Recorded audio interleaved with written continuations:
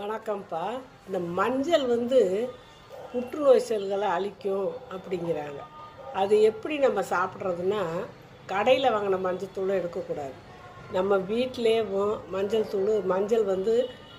கொம்பு மஞ்சள் இருக்கும், நீட்டு மஞ்சள். அதை வாங்கிட்டு நல்லா சுத்தமாக கழுவி காய வச்சுட்டு கூட அதை அப்படியே வறுக்கணும்.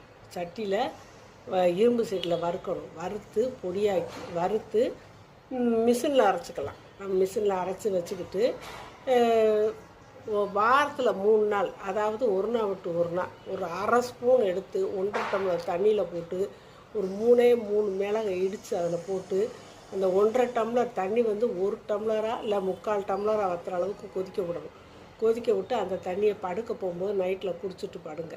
அப்படி படுத்தா ரத்தத்தில் உள்ள அந்த புற்றுநோய் கிருமியவும், அப்புறம் எலும்புகளில் மஜ்ஜையில் இருக்கிற புற்றுநோய் கிருமிகளையும் அழிக்கக்கூடிய சக்தி இருக்கான்.